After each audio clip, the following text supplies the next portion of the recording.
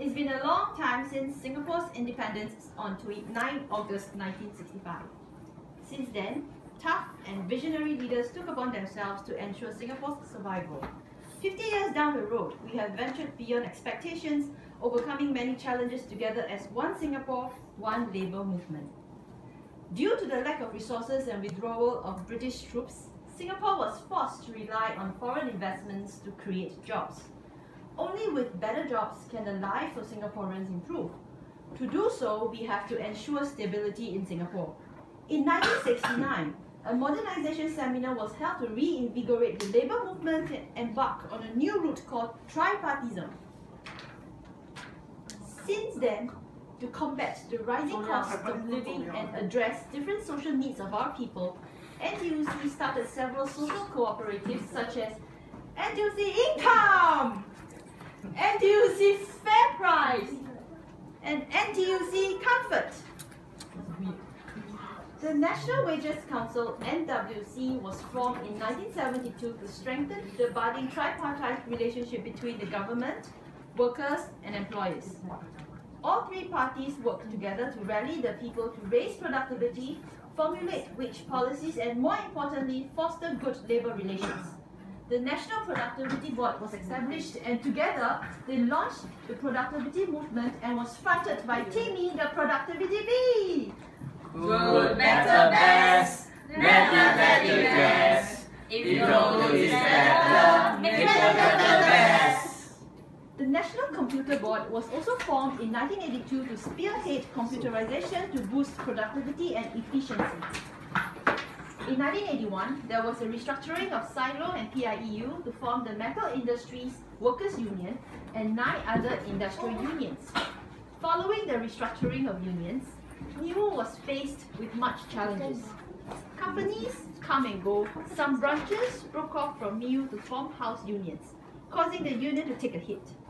Going on was tough, but MIWU continued to forge ahead and do our best for our workers. Best.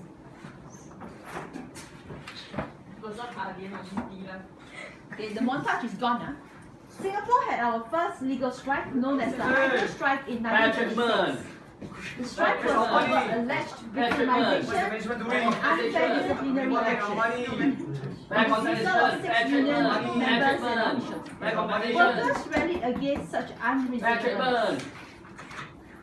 Hey, you guys are off the stage already, my shoe. Fair treatment. Against such unreasonableness.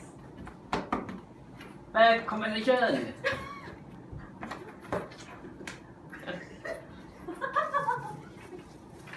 After much effort, the strike ended and both parties managed to reach a compromise. This taught many companies and unions that good labour management relations should not be taken for granted. Fast forward to 1997, Singapore was hit by the Asian economic crisis and slips into recession.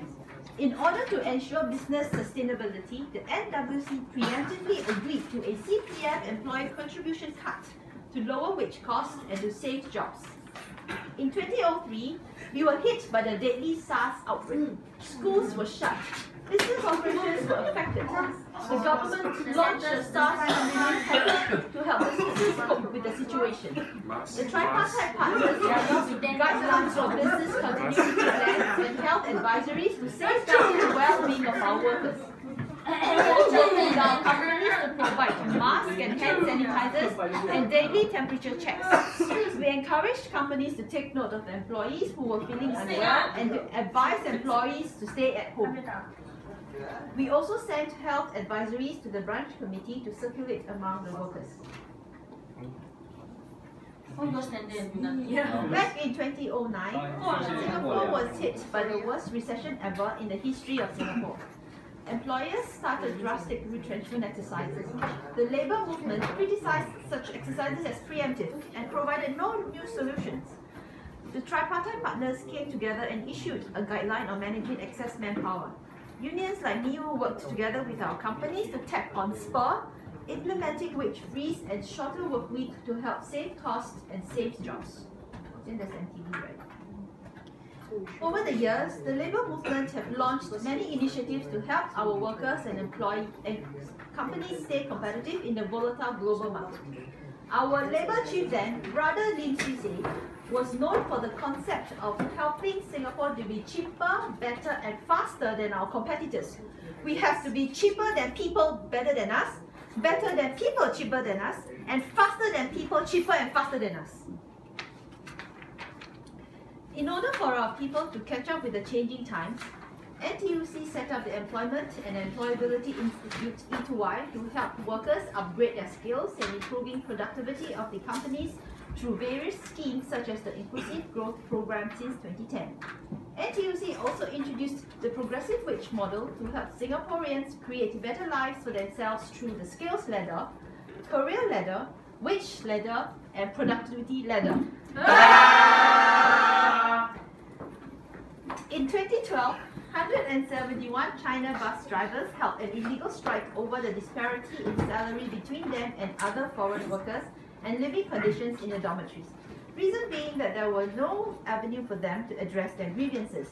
Following the end of the strike, NTUC and the National Transport Workers Union, NTWU, moved in quickly to help address their issues, and majority have since joined the union. In order to prevent such incidents from happening, MIWU also paid more attention to the foreign workers in our companies and help address the issues. We cannot take our stability for granted. MIWU, together with the labour movement and Singapore, had come a long way. In many initiatives that we have helped pushed, such as CBF, IGP, you drop off the station, SRP, and PWM are all the brainchild of our guest of honour, Brother Lim Swee Say tonight. As what he always tells us, with the ever-changing global environment, we have to continue to seek transformation and stay relevant to safeguard the interests of our workers. Thank you.